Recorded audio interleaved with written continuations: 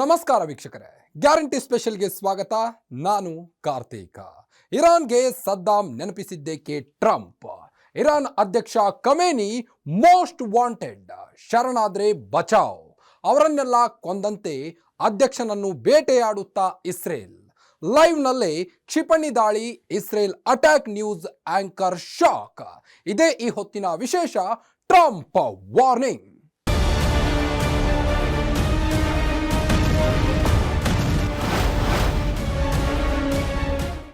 ಕಳೆದ ಶುಕ್ರವಾರದಿಂದ ಶುರುವಾಗಿರೋ Iran Israel ಸಂಘರ್ಷ 6ನೇ ದಿನವೂ ಮುಂದುವರೆದಿದೆ. ಇದರ ನಡುವೆ ಅಮೆರಿಕ ಅಧ್ಯಕ್ಷ ಡೊನಾಲ್ಡ್ ಟ್ರಂಪ್ ಇರಾನ್ಗೆ ಎಚ್ಚರಿಕೆಯನ್ನು ನೀಡಿದ್ದಾರೆ. ಯಾವುದೇ ಷರತ್ತುಗಳಿಲ್ಲದೆ ಶರಣಾದ್ರೆ ಉಳಿಗಾಲ, ಇಲ್ಲದಿದ್ದರೆ ಇರಾನ್ಗೆ ಅಳಿಗಾಲ ಎದುರಾಗಲಿದೆ. ಡೈರೆಕ್ಟ್ ವಾರ್ನಿಂಗ್ ನೀಡಿದ್ದಾರೆ. ಆದರೆ ಇದಕ್ಕೆ ಬಗ್ಗದ ಇರಾನ್ನ ಸರ್ವೋಚ್ಚ ನಾಯಕ ಅಯಾತೊಲ್ಲಾ ಅಲಿ ಖಮೇನಿ ನಾವು ಎಲ್ಲದಕ್ಕೂ ರೆಡಿ ಅಂತಿದ್ದಾರೆ. ಅದರ ಡೀಟೇಲ್ಸ್ ಇಲ್ಲಿದೆ ನೋಡಿ. آنچه که ملاحظه کردید، صدایی که شنیدید، فضای غبارآلود استادیوم آنچه که ملاحظه کردید، صدایی که شنیدید، فضای غبارآلود استادیوم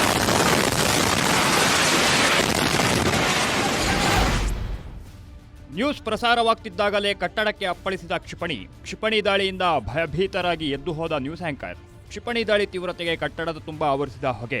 ಇದು ಇರಾನ್ ರಾಜಧಾನಿ ಟೆಹರಾನ್ನಲ್ಲಿ ಪರಿಸ್ಥಿತಿ ಹೇಗಿದೆ ಅನ್ನೋದನ್ನ ಪರಿಣಾಮಕಾರಿಯಾಗಿ ತೋರಿಸುವ ದೃಶ್ಯವಾಗಿದೆ. ಟಿವಿ ಸ್ಟುಡಿಯೋ ಕತೆ ಹೀಗಾದ್ರೆ ಇನ್ನು ಸಾಮಾನ್ಯ ಜನರ ಬದುಕು ಹೇಗಿರಬಹುದು ಅನ್ನೋದನ್ನ ನೀವೇ ಊಹಿಸಿಕೊಳ್ಳಿ. ಇದಕ್ಕೆಲ್ಲ ಕಾರಣ ಕಳೆದ ಶುಕ್ರವಾರದಿಂದ ಇರಾನ್ ರಾಜಧಾನಿ ಟೆಹರಾನ್ ಸೇರಿದಂತೆ ಪ್ರಮುಖ ನಗರಗಳ ಮೇಲೆ ಇಸ್ರೇಲ್ ನಡೆಸುತ್ತಿರೋ ದಾಳಿ. ಷರತ್ತುಗಳಿಲ್ಲದೆ ಶರಣಾಗುವಂತೆ ಇರಾನ್ಗೆ ಅಮೆರಿಕ ಎಚ್ಚರಿಕೆ.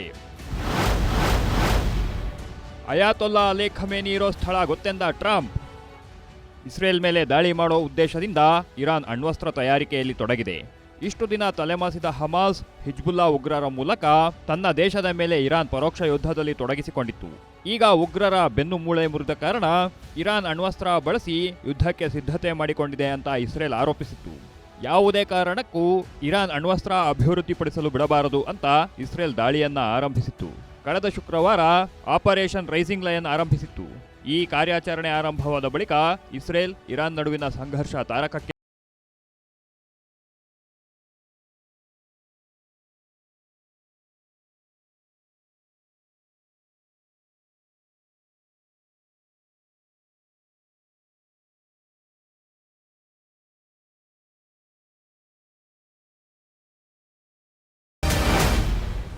ಇಸ್ರೇಲ್ ಆರಂಭಿಸಿರೋ ಆಪರೇಷನ್ ರೈಸಿಂಗ್ ಲೈನ್ಗೆ ಪ್ರತಿಯಾಗಿ ಇರಾನ್ ಆಪರೇಷನ್ ಟ್ರೂ ಪ್ರಾಮಿಸ್ 3 ಆರಂಭಿಸಿದೆ. ಎರಡು ದೇಶಗಳು ಪರಸ್ಪರರ ವಿರುದ್ಧ ಕ್ಷಿಪಣಿ, ಡ್ರೋನ್ಗಳನ್ನು ಬಳಸಿ ದಾಳಿ ಮಾಡ್ತಿವೆ. ಇದರಿಂದಾಗಿ ಮಧ್ಯಪ್ರಾಚ್ಯದಲ್ಲಿ ಪೂರ್ಣ ಪ್ರಮಾಣದ ಯುದ್ಧ ಸಂಭವಿಸುವ ಸಾಧ್ಯತೆಗಳು ದಟ್ಟವಾಗಿವೆ.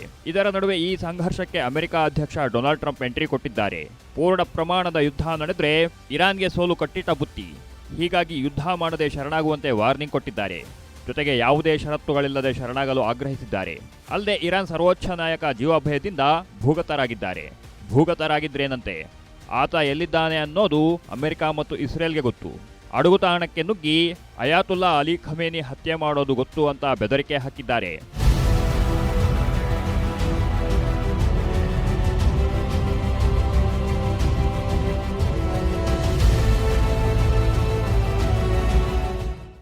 ಅಮೆರಿಕ ಅಧ್ಯಕ್ಷ ಡೊನಾಲ್ಡ್ ಟ್ರಂಪ್ ಬೆದರಿಕೆಗೆ ಇರಾನ್ ಸರ್ವೋಚ್ಚ ನಾಯಕ ಅಯಾತುಲ್ಲಾ ಅಲಿ ಖಮೇನಿ ಖಡಕ್ ಪ್ರತ್ಯುತ್ತರ ನೀಡಿದ್ದಾರೆ.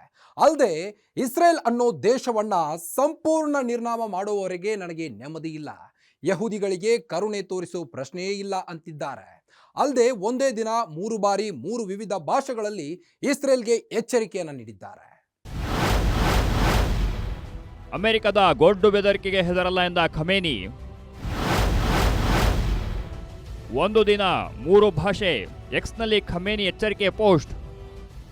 ಯಾವುದೇ ಷರತ್ತುಗಳನ್ನು ವಿಧಿಸದೆ ಇರಾನ್ ಶರಣಾಗಬೇಕು ಅನ್ನೋ ಟ್ರಂಪ್ ಎಚ್ಚರಿಕೆಯನ್ನ ಇರಾನ್ ಕಡೆಗಣಿಸಿದೆ. ಟ್ರಂಪ್ ಎಚ್ಚರಿಕೆಯ ಕುರಿತು ಪ್ರತಿಕ್ರಿಯೆ ನೀಡಿರುವ ಅಯಾತುಲ್ಲಾ ಅಲಿ ಖಮೇನಿ, ಅಮೆರಿಕದ ಗೊಡ್ಡು ಬೆದರಿಕೆಗೆ ಹೆದರೋ ಪ್ರಶ್ನೆಯೇ ಇಲ್ಲ. ನಮ್ಮ ದೇಶದ ಸಾರ್ವಭೌಮತ್ವ ಕಾಪಾಡಿಕೊಳ್ಳೋದು ಹೇಗೆ ಅನ್ನೋದು ನಮಗೆ ಗೊತ್ತು. ಏನೇನೋ ಉದಾಹರಣೆ ಕೊಟ್ಟು ಇರಾನ್ ಮಣಿಸುತ್ತೇವೆ ಅಂತ ಭಾವಿಸಿದ್ರೆ ಅದು ಸುಳ್ಳು. ಇಸ್ರೇಲ್ ವಿರುದ್ಧದ ನಮ್ಮ ಹೋರಾಟ ನಿರಂತರವಾಗಿರುತ್ತೆ ಅಂತ ಖಮೇನಿ ಹೇಳಿದ್ದಾರೆ.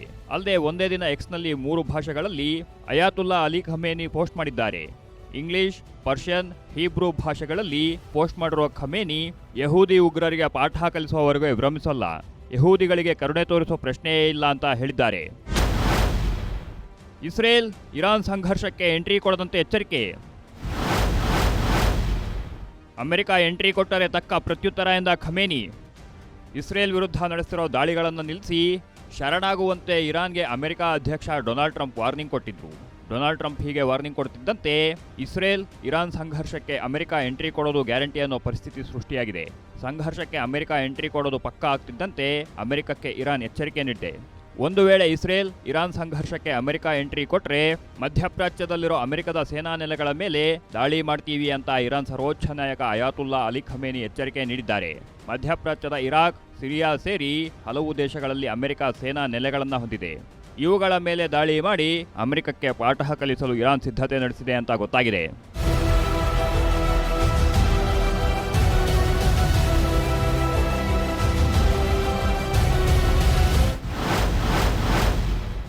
ಇಸ್ರೇಲ್ ವಿರುದ್ಧ ಹೈಪರ್ಸಾನಿಕ್ ಕ್ಷಿಪಣಿಗಳ ಮೂಲಕ ದಾಳಿ. ಫತಾಹ್ 1 ಕ್ಷಿಪಣಿಗಳ ಮೂಲಕ ಟೆಲ್ ಅವೀವ್ ಮೇಲೆ ದಾಳಿ. ಇರಾನ್ ರಾಜಧಾನಿ ಟೆಹರಾನ್, ಖಮ್ರಾನ್ ಶಾ ಸೇರಿ ಹಲವು ನಗರಗಳ ಮೇಲೆ ಇಸ್ರೇಲ್ ಅನಿಯಮಿತ ದಾಳಿ ನಡೆಸುತ್ತಿದೆ. ಇಸ್ರೇಲ್ ನಡೆಸುತ್ತಿರೋ ಕ್ಷಿಪಣಿ ದಾಳಿಗಳಿಂದ ಇರಾನ್ ಕಂಗೆಟ್ಟು ಹೋಗಿದೆ. ಇಸ್ರೇಲ್ ಕ್ಷಿಪಣಿಗಳನ್ನು ಹೊಡೆದುರುಳಿಸಲಾಗದೆ ಕಂಗಾಲಾಗಿ ಹೋಗಿದೆ. ಆದರೂ ಇಸ್ರೇಲ್ ವಿರುದ್ಧ ಪ್ರತಿದಾಳಿ ಮಾಡೋದನ್ನು ಮಾತ್ರ ನಿಲ್ಲಿಸ್ತಿಲ್ಲ. ಕಳೆದ ಶುಕ್ರವಾರದಿಂದ ಆರಂಭವಾದ ಸಂಘರ್ಷದ ಬಳಿಕ ಇದೇ ಮೊದಲ ಬಾರಿಗೆ ಇಸ್ರೇಲ್ ವಿರುದ್ಧ ಇರಾನ್ ಹೈಪರ್ಸಾನಿಕ್ ಕ್ಷಿಪಣಿಗಳ ಮೂಲಕ ದಾಳಿ ಮಾಡಿದೆ. ಇರಾನ್ ಬಳಿ ಇರೋ ಫತಾಹ್ 1 ಕ್ಷಿಪಣಿಗಳನ್ನು ಬಳಸಿ ಇಸ್ರೇಲ್ಗೆ ಪಾಠ ಕಲಿಸಲು ಮುಂದಾಗಿದೆ. ಫತಾಹ್ 1 ಕ್ಷಿಪಣಿಗಳನ್ನು ಬಳಸ್ತಿದೆ ಅಂತಲ್ಲ, ಈ ಹಿಂದೆ 2024ರಲ್ಲಿ ಆಪರೇಷನ್ ಟ್ರೂ ಪ್ರಾಮಿಸ್ 2 ವೇಳೆಯೂ ಈ ಕ್ಷಿಪಣಿಗಳನ್ನು ಬಳಸಿತ್ತು. ಆದರೆ ಇಸ್ರೇಲ್ನ ಐರನ್ ಡೋಮ್ ಈ ಕ್ಷಿಪಣಿಗಳನ್ನು ಹೊಡೆದುರುಳಿಸಿತ್ತು. ಆಪರೇಷನ್ ರೈಸಿಂಗ್ ಲೈನ್ ಶುರುವಾದ ಬಳಿಕ ಮೊದಲ ಬಾರಿಗೆ ಮಾಡಿದೆ ಅಂತ ಯಾವುದೇ ಷರತ್ತುಗಳನ್ನು ವಿಧಿಸದೆ ಇರಾನ್ ಶರಣಾಗಬೇಕು ಅಂತ ಅಮೆರಿಕ ಅಧ್ಯಕ್ಷ ಡೊನಾಲ್ಡ್ ಟ್ರಂಪ್ ವಾರ್ನಿಂಗ್ ಕೊಟ್ಟಿದ್ದಾರೆ. ಈ ವೇಳೆ ಇರಾಕ್ನ ಮಾಜಿ ಅಧ್ಯಕ್ಷ ಸದ್ದಾಂ ಹುಸೇನ್ ಹೆಸರನ್ನ ಪ್ರಸ್ತಾಪಿಸಿದ್ರು. ಸದ್ದಾಂ ಹುಸೇನ್ ಕೂಡ ಭೂಗತರಾಗಿದ್ರು. ಆದರೂ ಅವರನ್ನ ಪತ್ತೆ ಹಚ್ಚಿ ಕೊಲ್ಲಲು ಅಮೆರಿಕ ಯಶಸ್ವಿಯಾಗಿತ್ತು. ಹೀಗಾಗಿ ಇರಾನ್ನ ಸರ್ವೋಚ್ಚ ನಾಯಕ ಅಯಾತುಲ್ಲಾ ಅಲಿ ಖಮೇನಿಗೂ ಅದೇ ಪರಿಸ್ಥಿತಿ ಎದುರಾಗುತ್ತಾ ಅನ್ನೋ ಪ್ರಶ್ನೆ ಎದ್ದಿದೆ. ಯಾಕಂದ್ರೆ ಕಳೆದ ಶುಕ್ರವಾರದಿಂದ ಇಸ್ರೇಲ್ ನಡೆಸಿರೋ ಕಾರ್ಯಾಚರಣೆಯಲ್ಲಿ ಇರಾನ್ನ ಪ್ರಮುಖ ನಾಯಕರನ್ನ ಹೆಕ್ಕಿ ಕೊಂದು ಹಾಕಿದೆ. ಇದೇ ಕಾರಣಕ್ಕೆ ಖಮೇನಿಗೂ ಇಸ್ರೇಲ್ ಮುಹೂರ್ತ ಇಟ್ಟಿದ್ಯಾ ಅನ್ನೋ ಅನುಮಾನ ಎದ್ದಿದೆ. ಒಂದೇ ಒಂದು ವಾರದ ಅಂತರದಲ್ಲಿ ಇರಾನ್ ದಂಡನಾಯಕ, ಹಂಗಾಮಿ ದಂಡನಾಯಕನನ್ನ ಕಳೆದುಕೊಂಡಿದೆ. ಹಾಗಿದ್ರೆ ಇಸ್ರೇಲ್ ದಾಳಿಯಲ್ಲಿ ಪ್ರಾಣ ಕಳೆದುಕೊಂಡಿರೋ ಪ್ರಮುಖ ನಾಯಕರು ಯಾರು ಅನ್ನೋದನ್ನ ನೋಡೋದಾದ್ರೆ, ಇರಾನ್ನಲ್ಲಿ ಇಸ್ರೇಲ್ ನಡೆಸಿರೋ ದಾಳಿಯಲ್ಲಿ IRGC ಮುಖ್ಯಸ್ಥ ಮೇಜರ್ ಜನರಲ್ ಹುಸೇನ್ ಸಲಾಮಿ, ಸೇನಾ ಮುಖ್ಯಸ್ಥ ಮೇಜರ್ ಜನರಲ್ ಮೊಹಮ್ಮದ್ ಬಘೇರಿ, ಸೇನಾ ಮುಖ್ಯ ಕಚೇರಿ ಖತಾಮ್ ಅಲ್ ಅಬ್ನಿಯಾ ಮುಖ್ಯಸ್ಥ major general Gholam Ali Rashid, ವಾಯುಸೇನೆ ಮುಖ್ಯಸ್ಥ brigadier general Amir Ali Azizadeh, Iran ಸೇನೆಯ ಹಂಗಾಮಿ ಮುಖ್ಯಸ್ಥ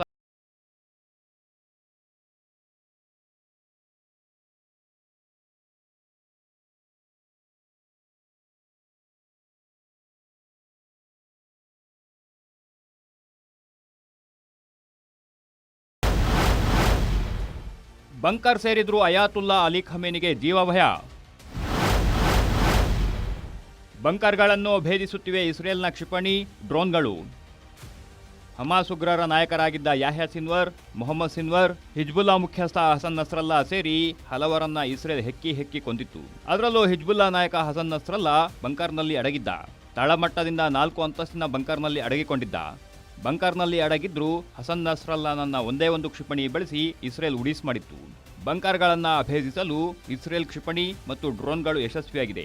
2020ರಲ್ಲಿ ಡ್ರೋನ್ ಬಳಸಿ ಇರಾನ್ನ ಪ್ರಮುಖ ನಾಯಕ ಕಾಸಿಂ ಸುಲೈಮಾನಿಯನ್ನ ಅಮೆರಿಕ ಹತ್ಯೆ ಮಾಡಿತ್ತು. ಹೀಗಾಗಿ ಇರಾನ್ ಸರ್ವೋಚ್ಚ ನಾಯಕ ಅಯಾತೊಲ್ಲಾ ಅಲಿ ಖಮೇನಿ ಬಂಕರ್ ಸೇರಿದ್ರು ಜೀವಭಯದಲ್ಲೇ ದಿನ ಕಳೆದಿದ್ದಾರೆ ಅಂತ ಬಲ್ಲ ಮೂಲಗಳಿಂದ ಗೊತ್ತಾಗಿದೆ. ಅದರಲ್ಲೂ ಡೊನಾಲ್ಡ್ ಟ್ರಂಪ್ ಖಮೇನಿ ಎಲ್ಲಿದ್ದಾರೆ ಅನ್ನೋದು ನಮಗೆ ಗೊತ್ತು ಅಂದ ಮೇಲಂತೂ ಅವರ ಭದ್ರತೆಯನ್ನ ಮತ್ತಷ್ಟು ಬಿಗಿ ಮಾಡಲಾಗಿದೆ.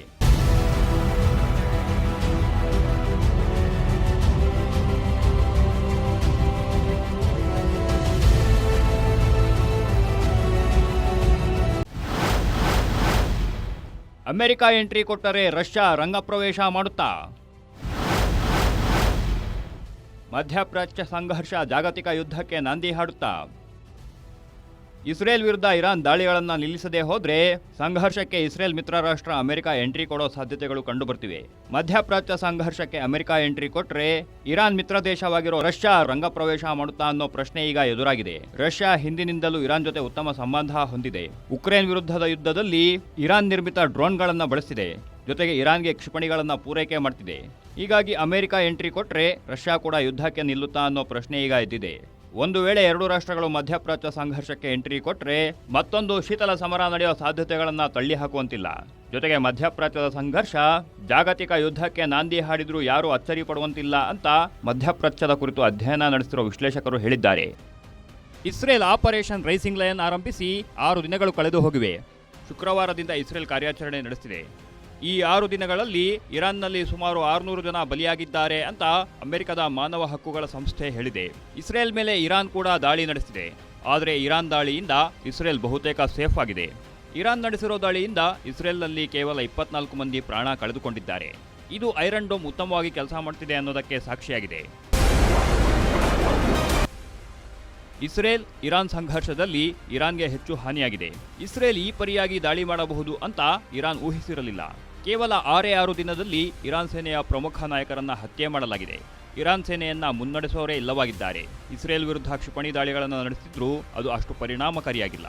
ಇದರ ನಡುವೆ ಇರಾನ್ ಸರ್ವೋಚ್ಚ ನಾಯಕ ಖಮೇನಿ ಬಂಕರ್ ಸೇರಿಕೊಂಡಿದ್ದಾರೆ.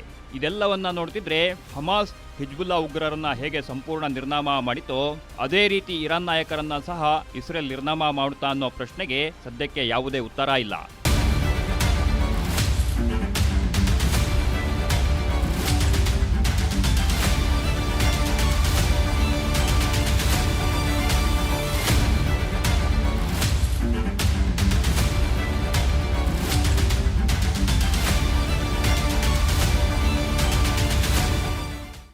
ಒಟ್ನಲ್ಲಿ ಅಮೆರಿಕ ಅಧ್ಯಕ್ಷ ಡೊನಾಲ್ಡ್ ಟ್ರಂಪ್ ವಾರ್ನಿಂಗ್ ಕೊಟ್ಟ ಬಳಿಕ ಮಧ್ಯಪ್ರಾಚ್ಯದಲ್ಲಿ ಪರಿಸ್ಥಿತಿ ಮತ್ತಷ್ಟು ಬಿಗಡಾಯಿಸಿದೆ.